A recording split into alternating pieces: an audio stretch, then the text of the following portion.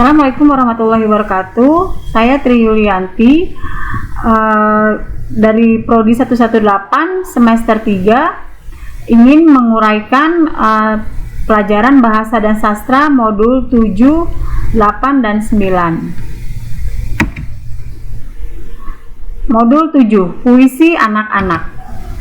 KB 1, Konsep Puisi Anak-anak. Pengertian puisi anak.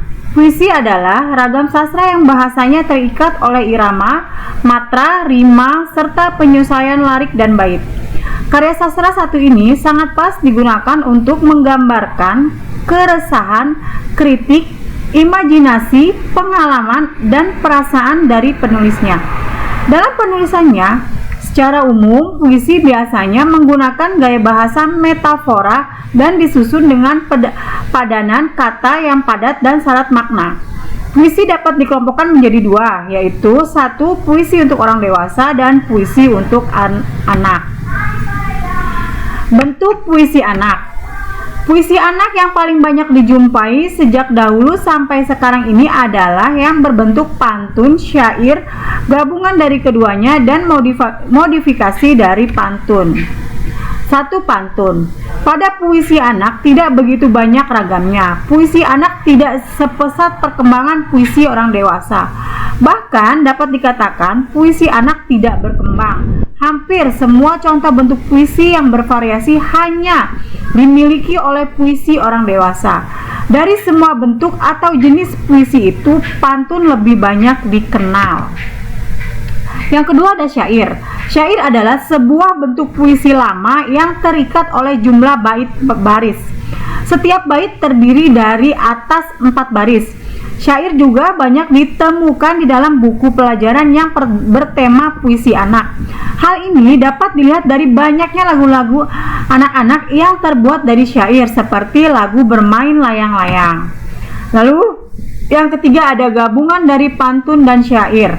Puisi anak yang merupakan perpaduan dari pantun dan syair banyak juga kita temui dalam lagu-lagu anak-anak. Panduan ini bisa dalam bentuk maupun dalam isi. 1. Burung kakak tua. Burung kakak tua hinggap di jendela, nenek sudah tua, giginya tinggal 2. Lalu yang keempat ada puisi anak, yaitu ada dua, yaitu puisi bebas dan biasa. Puisi bebas adalah puisi yang tidak mengikuti pola tertentu.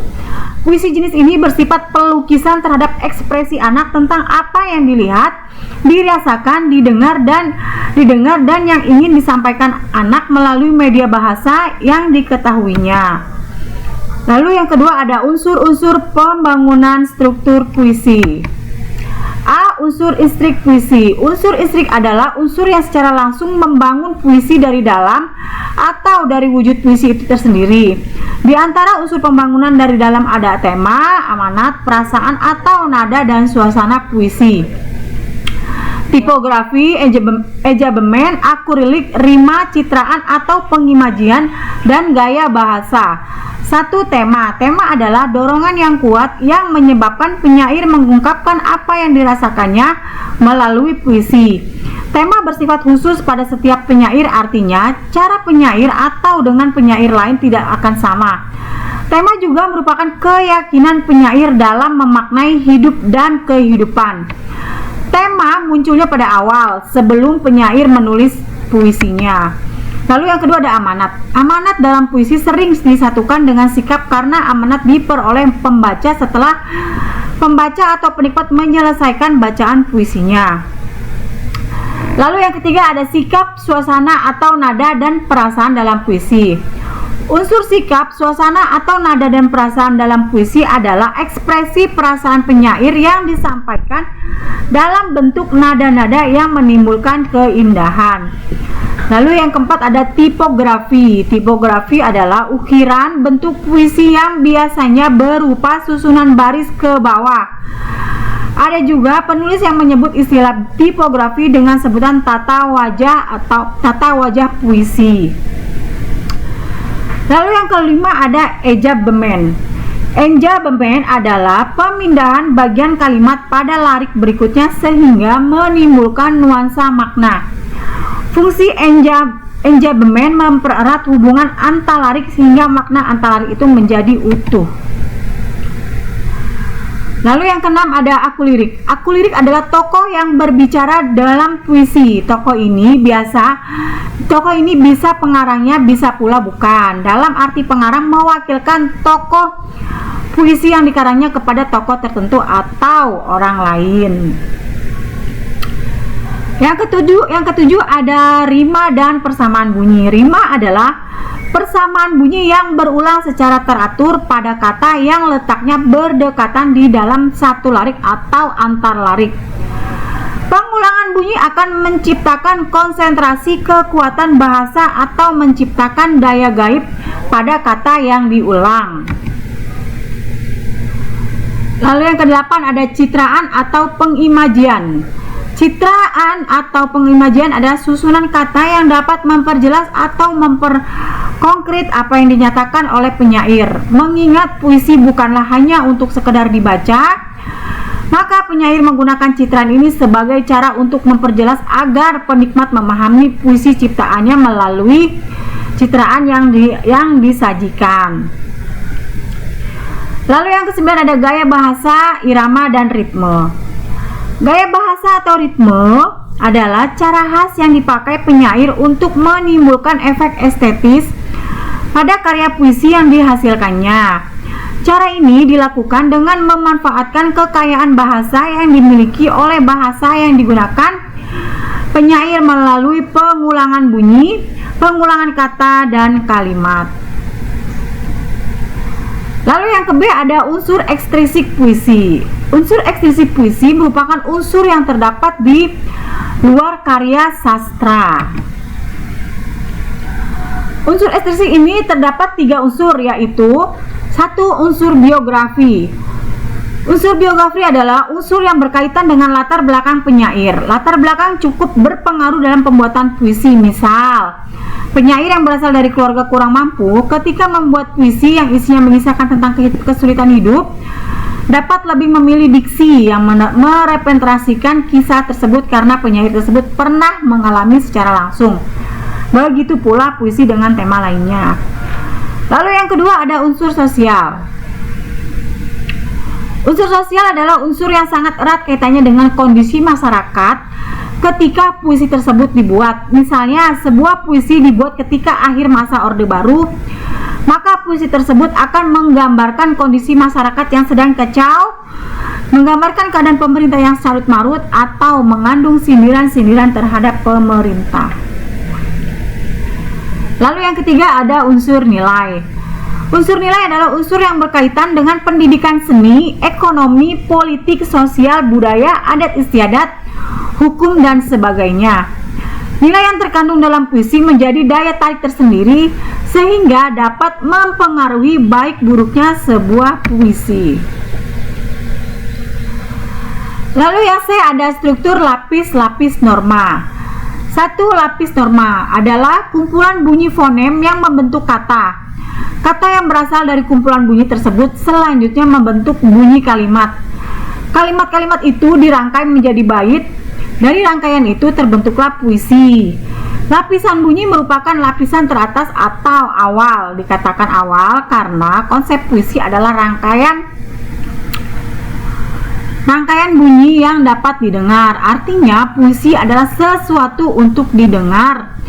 Ketika dibaca pun yang terdengar bunyi, maka disebut lapis puisi pertama adalah bunyi. Lalu yang kedua ada lapis arti. Sebuah puisi setelah didengar akan terlihat strukturnya atau bentuk dengan jelas sebagai bagian dari huruf yang menjadi kata. Kata merupakan bagian dari kelompok kata. Kelompok kata bagian dari kalimat. Rangkaian kata, kelompok kata, dan kalimat ini memiliki arti yang selanjutnya membentuk kesatuan arti yang lebih besar lagi, yaitu bait. 3. Lapis dunia pengarang. Puisi adalah hasil tulisan pengarang. Apa yang dituliskan di dalam puisi ini tidak selalu berisi apa yang dialami oleh pengarangnya. Ada kalanya tulisan atau karya puisi itu hanya olahan imajinasi pengarangnya. Pengarang mewujudkan pelaku, latar, dan apa yang diungkapkannya dalam karya puisinya itu merupakan hasil imajinasinya agar puisi ciptanya dapat dimengerti dan ditangkap oleh penikmat sebagai suatu karya sastra yang berguna. KB3 yaitu latihan analisis atau puisi anak-anak. Pengertian analisis. Analisis menurut KBBI bermakna penyelidikan terhadap sesuatu. Sedangkan latihan analisis puisi adalah latihan membedah puisi dengan mencari dan menemukan unsur intrinsik maupun unsur ekstrinsik sehingga sebagai seorang guru dapat mengajarkan puisi dengan benar dan memiliki tingkat apresiasi yang tinggi serta menjadi guru sastra yang profesional. Unsur yang perlu dianalisis yaitu yang pertama tema, yaitu menemukan gagasan utama dalam karya puisi tersebut. Yang kedua ada amanat, menemukan pesan yang disampaikan penulis melalui sajian kata-kata. Lalu yang ketiga ada nada, sikap, suasana, hati, dan perasaan, yaitu menemukan sikap dan perasaan yang digambarkan pengarang melalui karya tersebut. Lalu yang keempat ada rima, hubungan bunyi antalarik. Yang kelima ada citraan atau pengimajian, suasana kata yang memperjelas apa yang dinyatakan oleh penyair. Dan yang keenam ada gaya bahasa, yaitu menemukan cara khas penyair dalam menimbulkan efek estetis dalam karya tersebut. Selanjutnya modul 8 yaitu drama anak-anak. KB1 konsep drama anak-anak. Pengertian drama anak-anak. Proses lakuan anak sebagai tokoh dalam berperan mencontoh gerak pembicaraan seseorang menggunakan atau memanfaatkan pengalaman dan pengetahuan tentang karakter dan situasi dalam suatu lakuan, baik dialog maupun monolog, guna menghadirkan peristiwa dan rangkaian cerita tertentu. Menurut Wood and File 144. Bentuk drama anak. Bentuk drama anak mewakili unsur-unsur drama yang bersistem. Antara unsur-unsurnya terdapat hubungan timbul balik dan saling menentukan. Satu bagian yang utuh dalam drama anak mempunyai unsur protagonis yang berasal dari lingkungan anak-anak, tokoh antagonis, dan tokoh tritagonis atau tokoh pendukung.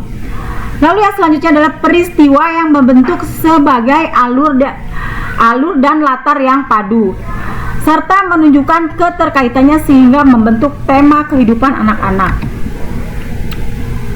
Jenis drama anak-anak yaitu ada jumlah pelaku, kuantitas waktu pementasan, alur peristiwa yang menyedihkan dan berakhir dengan kebahagiaan, kehidupan rakyat biasa atau pada umumnya, media pementasan, keaslian menciptakan teks drama, sikap terhadap naskah, cara penyajian drama anak-anak. KB2 unsur pembangun dan struktur drama anak. Ada dua unsur dalam sebuah drama, yaitu yang pertama unsur intrinsik dan yang kedua unsur ekstrinsik. Pada unsur intrinsik meliputi beberapa, yaitu tokoh, alur, latar, dan tema. Unsur ekstrinsik yaitu ada aspek kehidupan yang mempengaruhi keberadaan naskah drama anak-anak, diantaranya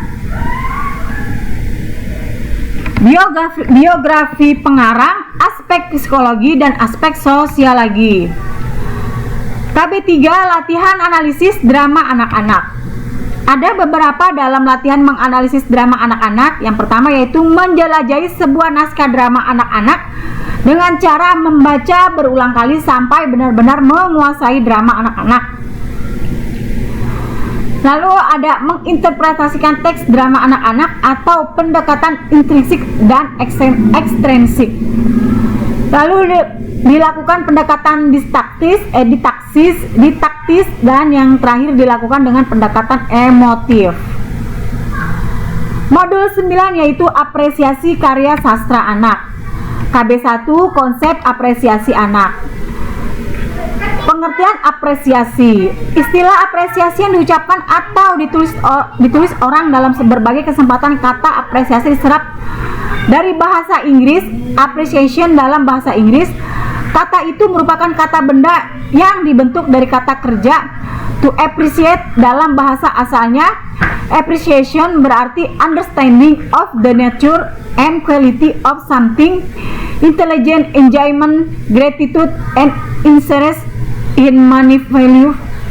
In money value, a critical estimate of judgment. Menurut Chinese 1990. Dalam KBBI 1993, kata apresiasi sebagai tema dasar diberi arti 1. Kesadaran terhadap nilai-nilai seni dan budaya. 2. Penilaian atau penghargaan terhadap sesuatu. 3. Kenaikan nilai barang karena harga pasarnya naik atau permintaan akan barang itu bertambah. Manfaat sastra. Manfaat estetis dalam apresiasi sastra anak adalah manfaat tentang keindahan yang melekat pada sastra anak. Ada nilai keindahan yang terpancar dalam sastra anak, yaitu keindahan seni merangkai kata atau menyusun bahasa. Manfaat estetis merupakan hiburan, kepuasan, kenikmatan, dan kebahagiaan batin ketika suatu karya tersebut dibaca atau didengar.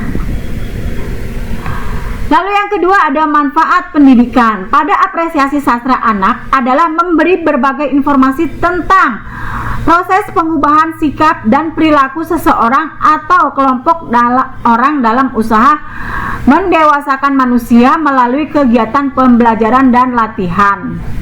Lalu yang ketiga adalah manfaat kepekaan batin dan sosial. Dalam mengapresiasi sastra anak merupakan upaya untuk selalu mengasah batin agar mudah tersentuh oleh hal-hal yang bersifat batiniah ataupun sosial. Tingkat apresiasi anak ini ada 4 macam. Yang pertama adalah kegiatan apresiasi langsung. Yang kedua kegiatan apresiasi tidak langsung. Yang ketiga pendokumentasi karya sastra. Dan yang keempat adalah kegiatan kreatif. Selanjutnya ada sastra anak. Sastra anak merajuk pada karya sastra yang ditunjukkan khusus untuk anak-anak. Sastra anak memiliki karakteristik dan ciri-ciri tertentu yang membedakannya dengan jenis sastra lain. Berikut adalah pengertian dan ciri-ciri umum dari sastra anak. Yang pertama, bahasa yang sederhana, cerita yang menarik, pesan moral, imajinasi dan fantasi, ilustrasi dan desain menarik, gaya penulisan yang interaktif, buku yang bertahan lama. Lalu tujuan utama sastra anak tujuan utama dari sastra anak adalah untuk menghibur, mendidik, dan merangsang perkembangan kreativitas serta mengimajinasi anak-anak dengan menggunakan bahasa dan cerita yang sesuai dengan usia mereka. Sastra anak menjadi sarana penting dalam pengenalan anak-anak terhadap dunia literasi dan membantu membentuk minat membaca yang positif sejak dini. Memilih karya sastra anak. Memilih karya sastra anak untuk anak bisa menjadi pengalaman yang menyenangkan. Berikut adalah beberapa tips untuk membantu Anda dalam memilih karya sastra yang cocok untuk anak. Yang pertama yaitu pertimbangkan usia dan minat anak. Lalu yang kedua, perhatikan tema dan pesan.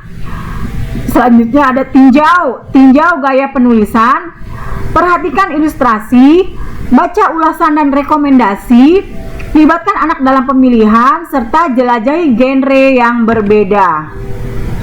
KB2 yaitu mengapresiasi karya sastra.